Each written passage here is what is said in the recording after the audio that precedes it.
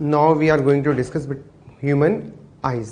अभी तक बेटा ऑप्टिकल इंस्ट्रूमेंट में हम लोगों ने 3 इंस्ट्रूमेंट देख लिए थे। First is simple microscope, second is compound microscope, third is telescope. अब हम लोग ह्यूमन आइज के बारे में पढ़ने आ रहे हैं और ह्यूमन आइज में जो डिफेक्ट आ जाते हैं, डिफेक्ट कैसे आते हैं थोड़ा समझते हैं बेटा। आपने पढ़ा था कि कोई भी ऑब्जेक्ट रखा हो उसकी इमेज आपकी रेटिना पे बनती है। अगर आपकी नॉर्मल आइज है, आपकी आइज में कोई भी दिक्कत नहीं है। For normal eyes, normal eyes क्या होगा बेटा, एक ऑब्जेक्ट होगा, उसकी इंसिडेंट रे आएंगी, आफ्टर रिफ्रैक्शन इसकी इमेज कहां बन जाएगी बेटा, रेटिना पर। ये आपकी नॉर्मल आइज की कंडीशन हो गई, रेटिना पर आपकी इमेज फॉर्म हो जाएगी। बट ड्यू टू एज और सम डिजीजेस ऐसा होता है कि जो आइज की सिलेरी मसल्स हैं वो अपनी फ्लेक्सिबिलिटी लूज कर देती हैं, आइदर इन वन डायरेक्शन, मतलब या तो प्रॉपर्ली कंप्रेस नहीं कर रही होंगी या वो प्रॉपर्ली रिलीज नहीं कर रही होंगी। आपके लेंस को रिलीज मतलब रिलैक्स नहीं कर रही होंगी। मतलब क्या हुआ बेटा कि वो प्रॉपर्ली कंप्रेस करके उसकी फोकल लेंथ कम नहीं कर पा रही होंगी या उसको रिलैक्स करके उसकी फोकल लेंथ बढ़ा नहीं पा रही होंगी। उसका नुकसान क्या होता है, जैसे ये ऑब्जेक्ट रखा है बेटा, अगर कभी कभी प्रॉपर्ली कंप्रेस नहीं किया तो आपकी इमेज तो बननी थी रेटिना पर हो सकता है ये रेज रिफ्रैक्ट होने के बाद रेटिना से थोड़ा पहले मिल जाए। ये रेज रेटिना से थोड़ा पहले मिल रही है, तो यहां पर आपको जो इमेज बननी चाहिए रेटिना पर उतनी क्लियर इमेज आपको दिखाई नहीं देगी। और इन सेकेंड डायरेक्शन में क्या होगा बेटा कि ऑब्जेक्ट यहां पर रखा है, इसको रेटिना पर मिलना था, बट आफ्टर रिफ्रैक्शन ये रेटिना से थोड़ा सा आगे जाके मिल रही है। इसका मतलब आपके रेटिना पे प्रॉपर इमेज नहीं बनी। तो ये 2 मेनली डिफेक्ट्स आ जाते हैं आइज में। इन डिफेक्ट्स को यूज करने के लिए हम लोग स्पेक्ट्स यूज करते हैं, चश्मा लगाते हैं, जैसे मैंने लगा रखा है। ये क्या करता है कि उसको थोड़ा सा सेट करके हमारी इमेज को वापस से रेटिना पे सेट कर लेता है। अगर इमेज रेटिना से पहले मिल गई तो बायोलॉजी में इस डिजीज का नाम होता है मायोपिया और इसका नाम होता है हाइपरमेट्रोपिया।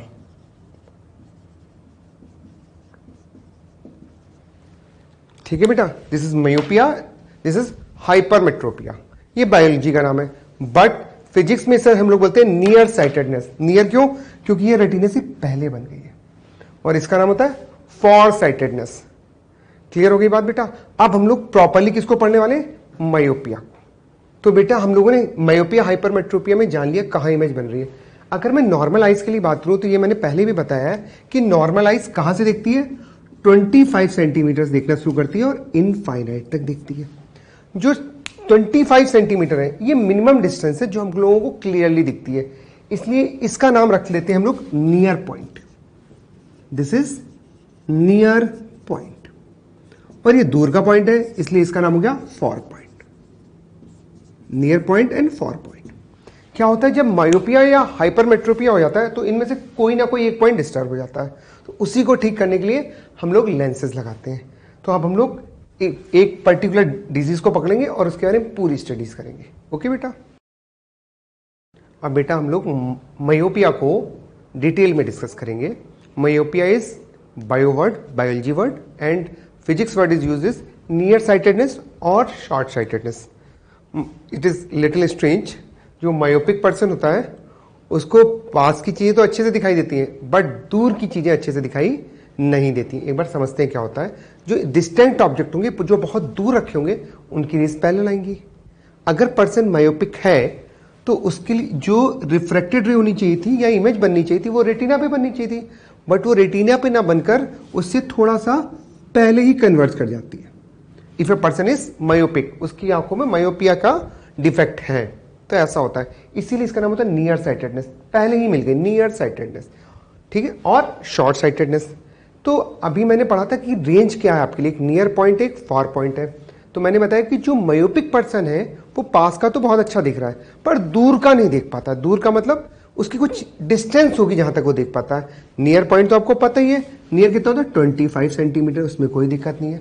बट दूर का एक पॉइंट सेट हो जाता है, लेट 5 मीटर, 10 मीटर, 20 मीटर, वहां तक तो उसको क्लियरली दिखता है, बट उसके बाद के ऑब्जेक्ट उसको क्लियरली नहीं दिखते। यानी ये नियर पॉइंट था, ये फॉर पॉइंट था। उसका नियर पॉइंट में तो कोई दिक्कत नहीं आती, पर डिस्टर्ब कौन सा पॉइंट हो जाता है बेटा, फॉर पॉइंट। तो जो मैक्सिमम डिस्टेंस वाला पॉइंट डिस्टर्ब हुआ है उसका नाम मैं रख देता हूं डी मैक्स, क्योंकि उसकी एक मैक्सिमम डिस्टेंस डिस्टर्ब हो गई जो इनफाइनाइट हुआ करती थी, अब वो इनफाइनाइट ना हो गई, let's say 10 metres 20 metres 2 metres रह गई है, दैट इज डी मैक्स, वो इनफाइनाइट नहीं रही है। ये डिफेक्टेड आइस का केस है। अब मैं इस आइस के आगे लेंस लगा दूंगा या इंस्ट्रूमेंट लगा दूंगा, लेंस कैसा लगाऊंगा ये अब हम लोग अभी समझेंगे, ठीक है बेटा। तो एक लेंस लगा दूंगा जो इस डिफेक्ट को दूर करेगा। कैसे दूर करेगा समझना बेटा। मुझे इनफाइनाइट पर रखी हुई चीज नहीं दिखती है, बट मुझे 2 मीटर पर रखी हुई चीज दिखती है, तो ये लेंस क्या करेगा, जो इनफाइनाइट की चीज है उसकी इमेज बना देगा 2 मीटर पर, और 2 मीटर तो मैं देख ही लेता हूं। समझ में आई बात बेटा। यानी ऑब्जेक्ट कहां है, इनफाइनाइट पर, यू क्या हो जाएगा मेरा इनफाइनाइट, और इमेज कहां बन जाएगी मेरे डी मैक्स पर। डी मैक्स मतलब मेरा जो फार पॉइंट हो गया है, अब एक्चुअली होता नहीं है सबका तो इनफाइनाइट होता है, पर जो प्रॉब्लम आ गई एक्चुअली मेरा भी फार पॉइंट डिस्टर्ब है, ठीक है बेटा। तो जो मेरा फार पॉइंट हो गया है वहां पर मेरा लेंस वहां पर इमेज बना देगा, और उसको तो मेरी आंखें देख ही लेती हैं, बिना चश्मे के भी देख लेती हैं। क्लियर होगी बात बेटा। तो अब अगर करेक्टेड आइज होगी, उसमें कुछ हुआ होगा, रे डायग्राम में बाद में बनाऊंगा, उसमें क्या होगा, नियर पॉइंट में तो कोई दिक्कत नहीं थी, पर फॉर पॉइंट क्या हो जाएगा, इनफाइनाइट। यानी आपको इसके लिए कैलकुलेशन करनी है, सिर्फ इस नियर पॉइंट के लिए कोई भी कैलकुलेशन नहीं करनी है। अब क्या हो रहा है, इनफाइनाइट से रेज आ रही है। क्लियर होगी। यहां पर कोई सिस्टम लगाऊंगा, इस बॉक्स को मैंने खाली बनाया ताकि आप सॉल्व करके जो आएगा मैं वो वाला लेंस लगाऊंगा। क्लियर होगी बात बेटा। तो यहां पर मैं सिस्टम में रे डायग्राम बना के उसको लेंस को लगाऊंगा। अब समझता हूं हो क्या रहा है इस सिस्टम में, ये रे इनफाइनाइट से आ रही है, यहां कोई लेंस होगा मुझे पता नहीं, कैलकुलेट करके निकाल के देखेंगे बेटा। तो ये इनफाइनाइट से आ रही है, तो क्या मैं बोल सकता हूं यू इज माइनस इनफाइनाइट, और इमेज मुझे कहां बनानी है, जो मेरी आंखें देख सके। मेरी आंखें कितना दिखती हैं, डी मैक्स, यानी image should be at a distance of D max from my eyes. Image मेरी आंखों से डी मैक्स की डिस्टेंस पर होनी चाहिए, और वो इधर होगी यानी इंसिडेंट रे की अपोजिट। तो क्या मैं बोल सकता हूं v is nothing but minus D max, और यहां पर लेंस लगेगा, आपको पता है रिफ्रैक्शन हो रहा है, अगर रिफ्लेक्शन होता ऑब्वियसली तो रे वापस चली आती, आंखों पर आती नहीं। तो लेंस फॉर्मूला लगाऊंगा मैं 1/v minus 1/u is equal to 1/f, 1 by minus D max minus 1 by minus infinity is equal to 1/f। ये जीरो हो गया, f क्या आ गया बेटा, देखो f is equal to minus D max, f की वैल्यू माइनस डी मैक्स आ गई, मतलब डी मैक्स मेरा था फॉर पॉइंट। तो मैं आपको एक एग्जांपल देके समझाता हूं। अगर मुझे 2 मीटर की डिस्टेंस तक दिखाई देता है तो मेरा फॉर पॉइंट क्या हो गया, 2 मीटर, यानी डी मैक्स आ गया मेरा 2 मीटर्स। अगर मेरा डी मैक्स 2 मीटर है, मैं एग्जांपल दे रहा हूं बेटा, तो मेरा एफ कितना आ जाएगा, -2 मीटर। पावर का फॉर्मूला पता है आपको लेंस के लिए, 1/f, एफ किस में होता है, मीटर में, तो ये क्या आ जाएगा 1/-2, which comes out to be 0.5 dioptre. यानी कोई फ्रेंड आपका बोले कि उसकी पावर -0.5 है, इसका मतलब यह हुआ कि वो 2 मीटर तक देख पाता है। क्लियर होगी बात। अब जब उन्होंने लिखा है उसको थोड़ा समझ लेते हैं। When a person is near sighted और myopic, he can see nearly object clearly, पास के ऑब्जेक्ट को वो बहुत अच्छे से देखेगा, बट नॉट डिस्टेंट ऑब्जेक्ट, लेकिन वो डिस्टेंट दूर वाले ऑब्जेक्ट को ढंग से नहीं देखेगा।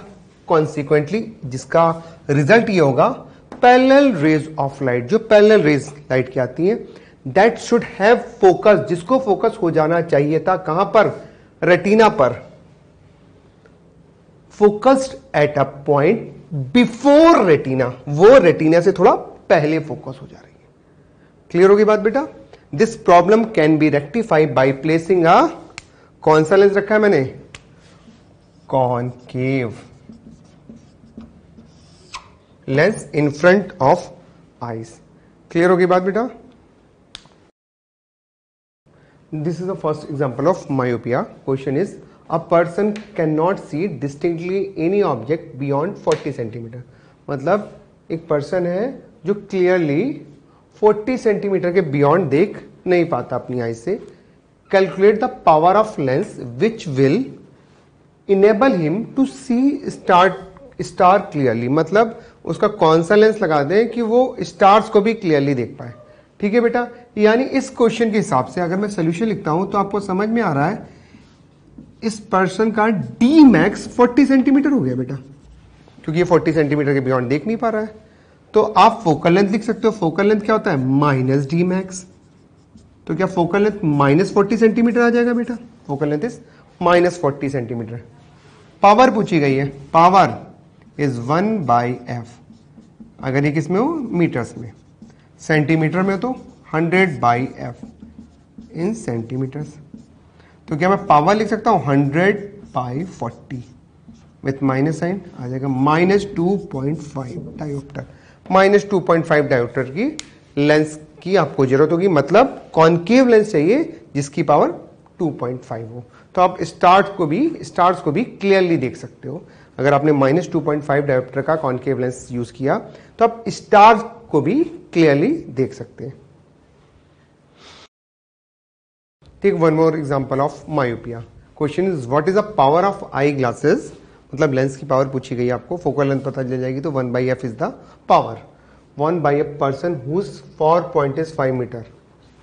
पहले पार्ट कर दें, यानी क्वेश्चन में आपको डी मैक्स दिया है 5 मीटर्स, तो आपको पता है f is equal to minus D max, यानी -5 मीटर आ गई फोकल लेंथ। पावर कितनी आ जाएगी? पावर विल बी 1/f, जब f किस में हो? मीटर में। p 1/-5 -0.2 dioptre. पहले पार्ट का आंसर आ गया बेटा। क्लियर हुई बात? And also locate the virtual image of an object 4 metre in front of the eye glasses. Glasses के सामने अगर ऑब्जेक्ट रखा हुआ है, रियल ऑब्जेक्ट होगा तो u कितना हो जाएगा बेटा? -4। फोकल लेंथ निकाली आपने -5। लोकेशन पूछी गई तो यानी मुझसे v पूछा गया है। Now we apply lens formula 1/v minus 1/u is equal to 1/f। तो आप वैल्यूज पुट कर देते हैं। 1/v minus -4 plus 1/4 is equal to -1/5। इधर आ जाएगा 1/v माइनस 1/5 माइनस 1/4। ये आ जाएगा बेटा आपका 1/v, कॉमन ले लेते हैं, 24/5। v आ गया -20/9 -2.22 मीटर्स, यानी जो इमेज बन जाएगी वो 2.22 मीटर्स फ्रॉम द लेंस बन जाएगी। क्लियर हो गया बेटा? Now we are going to discuss next defect in vision, that is hypermetropia. It is also known as far-sightedness or long-sightedness. If a person is far-sighted, मतलब a person is suffering for hypermetropia, तो क्या problem आती है कि वो दूर की चीजों को तो बहुत अच्छा दिखता है, बस पास की चीजें उसको दिखाई नहीं देती हैं प्रॉपरली। फॉर एग्जाम्पल, आपने अपने ग्रैंड पेरेंट्स का देखा होगा, जब भी आप न्यूज़पेपर या उनको कुछ पढ़ते हुए देखो तो वो चीज़ों को ऐसे ना रखे जैसे आप पढ़ते हो, थोड़ा दूर ऐसे रख के पढ़ते हैं। इसका मतलब ये हुआ कि जो चीज़ 25 पे रख के 25 विच इज डी पर रखकर क्लियरली आपको दिखाई देती है, वो उनको डी पर रख के क्लियरली दिखाई नहीं देती, यानी उसको आगे रखना पड़ रहा है उनको। यानी उनका जो पास वाला पॉइंट जो 25 होना चाहिए 25, वो शिफ्ट होकर थोड़ा आगे शिफ्ट हो गया है। क्लियर हुई बात? वो जो पास वाला पॉइंट डी 25 होना चाहिए था, वो थोड़ा आगे की ओर शिफ्ट हो गया है, यानी जो मिनिमम डिस्टेंस होती है विजन की वो चेंज हो गई है। इसका मतलब अगर किसी पर्सन को फार साइटेडनेस है तो उसकी आईज की जो सिलेरी मसल्स है, वो मसल को, वो लेंस को इस तरह से कंप्रेस नहीं कर रही है कि वो वापस से उनको रेटिना पर फोकस कर सके। इसका मतलब थोड़ा आगे चली जा रही है। अगर मैं रे डायग्राम बनाऊं तो कुछ इस तरह से, यानी ये इसको वापस से यहां पर कन्वर्ज नहीं करा पा रही है, यानी ये मसल कन्वर्ज कराने में प्रॉपरली एबल नहीं है। इसका मतलब मुझे बाहर से कोई इंस्ट्रूमेंट लगाना पड़ेगा जो इसकी कन्वर्जिंग में हेल्प करे।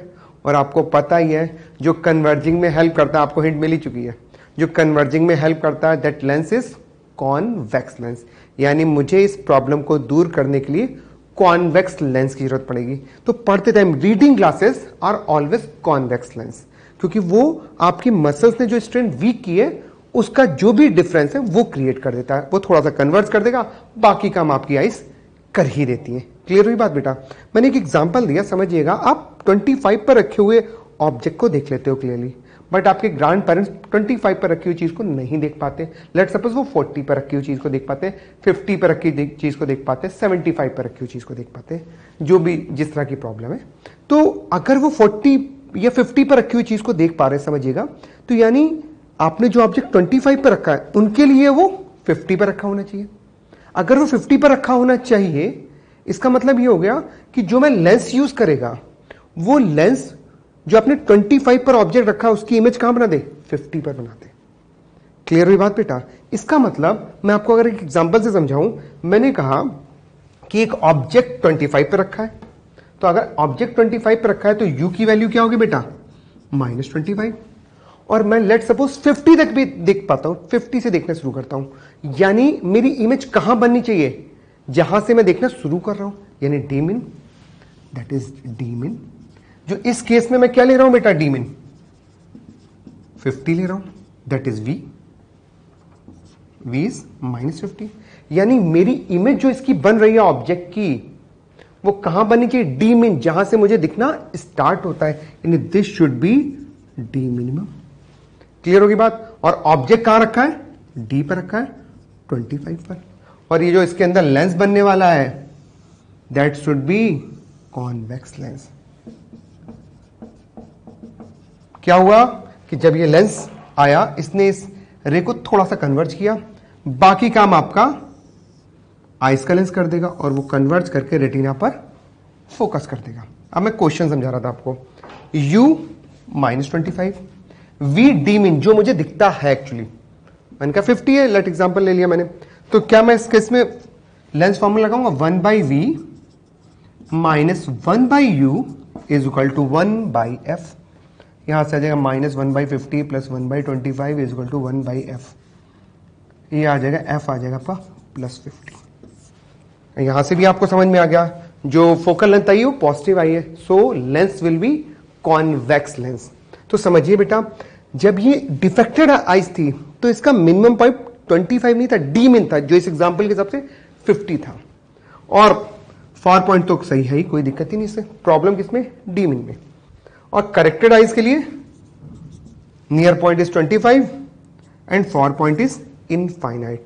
मतलब मैंने अपने नियर पॉइंट को जो दूर चला गया था उसको लेंस लगाकर उसको वापस से 25 पर रख दिया। मतलब मैं ऑब्जेक्ट तो अब 25 पर रखूंगा, अब ये लेंस की रिस्पॉन्सिबिलिटी है कि वो उसकी इमेज कहां बनाए सो दैट मुझे सही दिखाई दे।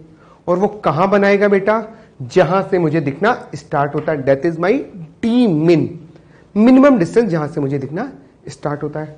समझते बेटा क्या लिखा है, when a person is far sighted he can see distinct object, दूर वाले ऑब्जेक्ट को क्लियरली देख लेता है, but not object that are very close, जो बहुत पास के ऑब्जेक्ट है, मतलब 25-30 सेंटीमीटर, उनको ढंग से देख नहीं पाता है। ऐसा क्यों होता है कि जो लाइट रेज आ रही है किस ऑब्जेक्ट से, जो least distance of distinct vision पर रखा हुआ है, वो रेटिना पर फोकस नहीं हो रही है बल्कि उसके पीछे फोकस हो रही है। This problem can B rectify using convex lens. Clear हो गई बात बेटा? मैंने बताया ये प्रॉपरली कन्वर्ज नहीं कर पा रहा था, इसलिए आप अब याद रखने के लिए फार साइटेडनेस या लॉन्ग साइटेडनेस, मतलब ये यहां से ना आके थोड़ा दूर चली गई। क्लियर हो गया बेटा? इसको याद रखने के लिए हम लोग बेटा देख सकते हैं, इसका नाम है फार साइटेडनेस और लॉन्ग साइटेडनेस। मतलब जहां पर रेटिना पर फोकस होना चाहिए था उससे आगे चला गया, लॉन्ग हो गया, लेंथ बढ़ गई है, इसीलिए इसका नाम है लॉन्ग साइटेडनेस और फार साइटेडनेस। अब इसके कैलकुलेशन पार्ट पाते हैं, क्वेश्चन कैसे पूछा जाएगा। मुझे पता है बेटा कि जो डी मिन है वो एक्चुअली वी का काम करेगा, क्योंकि वहीं पर जाकर इमेज बनेगी जो मुझे दिखाई देगी। इसका मतलब we should be minus D min. Minus इसलिए आया बेटा क्योंकि इंसिडेंट रे के अपोजिट डायरेक्शन में। यू आपको पता ही है, ऑब्जेक्ट तो हमेशा आप कहां पकड़ लो, 25 centimetre which is -d। Clear हो गया? लेंस फॉर्मूला अप्लाई करेंगे, 1/v that is -d min is equal -1/u 1/v minus 1/u minus d यानी plus is equal to 1/f। This formula we can use while solving questions of hypermetropia। आपने hypermetropia का concept अभी समझ लिया था बेटा, उस पर बेसिक एग्जांपल करते हैं। आपने उसमें फॉर्मूला पढ़ा था, याद होगा आपको, formula was 1 by minus D min minus 1 by minus D is equal to 1 by F. इसको मैंने फिर प्लस कर दिया था। ठीक है बेटा, हाइपरमेट्रोपिया का एग्जांपल देखते हैं। What is the focal length and power of reading glasses, मतलब मुझे एफ निकालना है बेटा। Required by a person whose near point is 50 centimetre. तो मुझे लग रहा है यही वाला फॉर्मूला अप्लाई कर देते हैं हम लोग। तो डी आपको पता है, सबको पता होता है 25 होता है। डी मीन क्वेश्चन में आपको दिया है 50, तो गिवन है डी मीन इज 50 और डी सबको पता है 25 होता है। मैं यहां रख देता हूं minus 1 by 50 plus 1 by 25 is equal to 1 by F. Clear हो गई बात बेटा? इसको सॉल्व करते हैं, ये आ जाएगा 1 by 50 is equal to 1 by F. F turns out to 50 centimetres. Power आपको पता ही है, अगर एफ सेंटीमीटर में हो तो पावर का फॉर्मूला होता है this 100 by F. Value put करते हैं 100 बाई 50, आंसर है 2 डायोप्टर। क्लियर हो गई बात बेटा? आगे पढ़ते हैं यहां से ऑल्सो से। Also find how far would the person have to hold a book to be able to read in while reading glasses with power 1D। ये बहुत इंटरेस्टिंग क्वेश्चन हो गया बेटा। पावर 1D, सही पावर कितनी है? 2D, और उसके पास अब ग्लास कौन सा आ गया जिसकी पावर कितनी है? 1D। मतलब आपको किसी का ग्लास मिल गया, आपका खो गया, आपने दूसरे का यूज करके देखना शुरू कर दिया, तो आपको कितनी दूरी पर होल्ड करनी पड़ेगी? आपने अगर सही यूज किया होता तो आप 25 पर रखते, आपको दिखाई दे रहा होता, पर आपने गलत ग्लास यूज किया है, तब आपको क्या करना पड़ेगा? आप ये समझिएगा, आपकी आंखें तो फिक्स है, आप चश्मा कौन सा भी लगा लिए, मैं व्हाइट कलर का लगाऊं या रेड कलर का लगाऊं, मेरी आंखों पे तो कोई फर्क नहीं पड़ा। उसकी जो लिमिट है, जो उसका नियर पॉइंट है, जो उसका फार पॉइंट है, वो चेंज नहीं होगा। इसमें आंखों का डी मिन कितना था बेटा? याद करो, डी मिन था अपना 50, यानी मुझे इमेज तो 50 पर ही चाहिए। इमेज 50 पर होगी तभी मुझे दिखाई देगा, यानी डी मिन तो 50 चाहिए। इसका मतलब V शुड बी -50। याद होगा आपको, पीछे की तरफ इमेज बनती है, तो V शुड बी -50।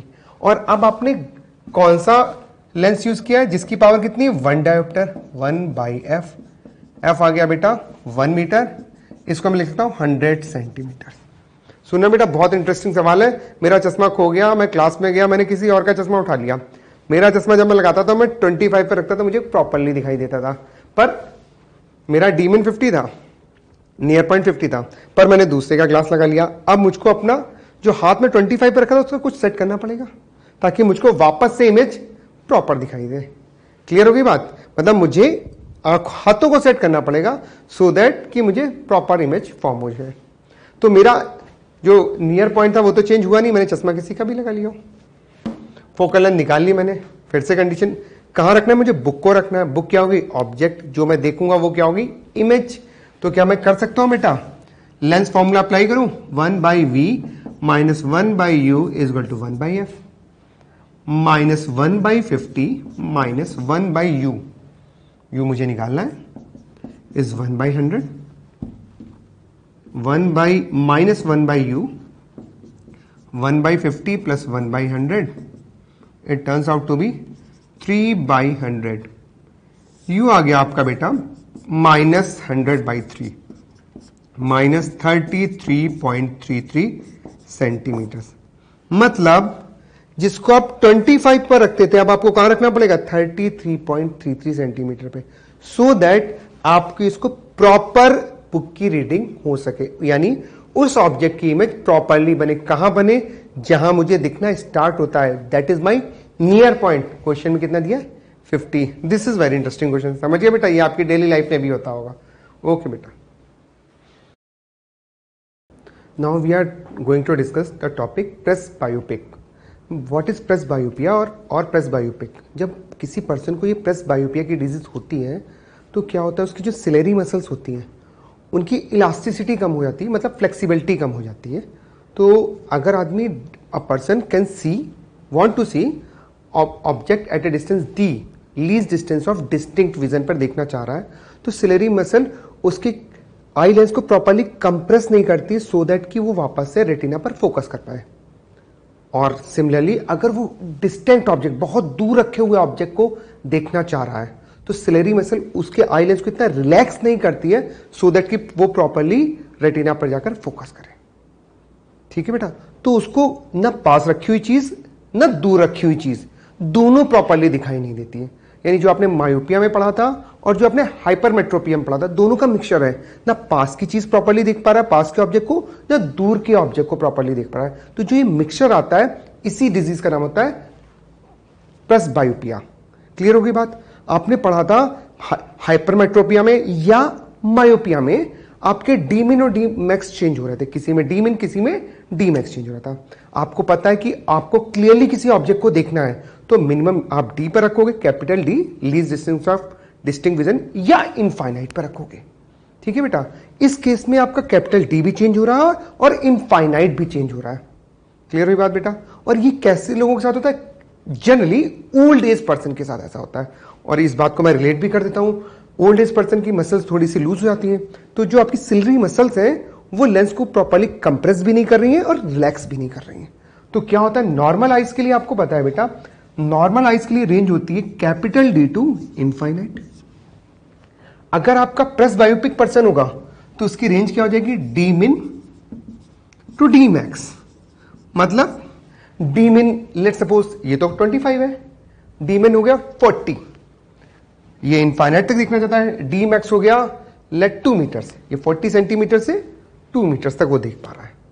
तो आपको दोनों तरह के लेंस यूज करने पड़ेंगे। आपने देखा होगा ग्रैंड पेरेंट्स के आईज में 2 तरह के लेंस लगे होते हैं, एक ऊपर और नीचे कट करके लगा रहता है। तो नीचे वाला फॉर रीडिंग, ऊपर वाला फॉर व्यूइंग डिस्टिंक्ट ऑब्जेक्ट। तो यहां पर क्या लिखा है, a person is presbyopic, he can neither see distinct object nor near और क्लोज ऑब्जेक्ट। पास वाले भी नहीं दिख रहे हैं और दूर वाले भी नहीं दिख रहे हैं। Clearly this is because ciliary muscles loses its elasticity, जो फ्लेक्सिबिलिटी है मसल की, टू कंप्रेस और relax the eye lens completely. उसने इलास्टिसिटी को प्रॉपर्टी अपनी कम हो गई। As a result near point and far point both change है, जिसके कारण आपका नियर पॉइंट भी चेंज हो रहा है और फार पॉइंट भी चेंज हो रहा है। क्लियर होगी बात बेटा? We are now going to discuss new eyes defect, that is astigmatism. Astigmatism क्या होता है? जब किसी पर्सन को एस्टिग्मेटिज्म होता है या इस टाइप की बीमारी होती है, इस टाइप की डिजीज होती है, तो अगर मैं वन लाइन में बोलूं तो उसके लेंथ और ब्रेथ के रेशियो चेंज होते हैं। फॉर एग्जाम्पल, अगर वो किसी स्क्वायर को देख रहा है तो उसको स्क्वायर स्क्वायर ना दिखकर मे बी रेक्टेंगल दिखेगा, मे बी पैरेललोग्राम दिखेगा, मे बी उसको वो जो उसकी साइड थी वो स्ट्रेट लाइन ना दिखे, कर्व दिखेंगी। मतलब उसका जो कॉर्निया है वो प्रॉपर्ली स्फेरिकल नहीं होता है, उस वजह से ये डिफेक्ट आता है। ये आई का डिफेक्ट है, किसी के साथ भी हो सकता है। It's not depend on edges, ये एज पर डिपेंड नहीं कर रहा है। मतलब ये बर्थ से भी डिजीज हो सकती है या ड्यू टू कोई आपके चोट लग जाए उसकी वजह से भी ये प्रॉब्लम क्रिएट हो सकती है। ठीक है बेटा? तो उसमें होता ये है कि आपको एक पर्टिकुलर डायरेक्शन में सही से दिखता है, बिल्कुल सही दिखता है, मोस्ट विजुअल पार्ट होता है, लेकिन उसके परपेंडिकुलर डायरेक्शन में आपकी विजुअलिटी अप्रोक्सीमेटली नील होती है। मतलब अगर मैं एक स्क्वायर बना के दिखाता हूं आपको, ये मैसेज है, तो हो सकता है आपको ये वाली डायरेक्शन सारी हॉरिजॉन्टल लाइंस प्रॉपर दिख रही हो और ये वर्टिकल डायरेक्शन में, इसके जस्ट परपेंडिकुलर डायरेक्शन में आपकी विजुअलिटी पुअर हो जाए। यानी एक रेडियस ऑफ कर्वेचर तो आपकी सही है और दूसरी रेडियस ऑफ कर्वेचर गलत चल रही है। तो इसको रिमूव करने के लिए हम लोग सिलेंड्रिकल लेंसेज यूज करते हैं। सिलेंड्रिकल क्यों है बेटा? जैसे ये सिलेंडर है, सिलेंडर में ये सरफेस तो कर्व होती है और ये सरफेस स्ट्रेट लाइन होती है। एक कर्वेचर, एक रेडियस ऑफ कर्वेचर होती है और एक स्ट्रेट होती है, यानी दोनों की रेडियस ऑफ कर्वेचर अलग अलग है। आपकी आंखों के साथ भी, मतलब जो अस्टिग्मेटिक पर्सन है उसकी आंखों के साथ भी यही हो रहा है। उसको एक रेडियस ऑफ कर्वेचर सही दिख रही है और दूसरी radius of curvature which is perpendicular to first one उसको सही नहीं दिख रही है। इसलिए मुझे सिलेंड्रिकल लेंसेज का यूज करना पड़ता है। अगर मैं इस मेस को देख रहा हूं तो मेरी नॉर्मल आइज आपको सही दिख रहा है, पर एक अस्टिग्मेटिक पर्सन होगा जिसको ये डिजीज होगी बेटा, उसको कैसे दिखाई देगा? उसको ऐसा दिखाई दे सकता है।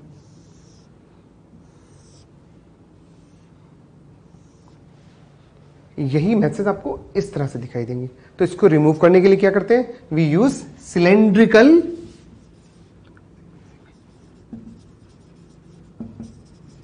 लेंसेज। इसको रिमूव करने के लिए हम लोग सिलेंड्रिकल लेंसेज यूज करते हैं।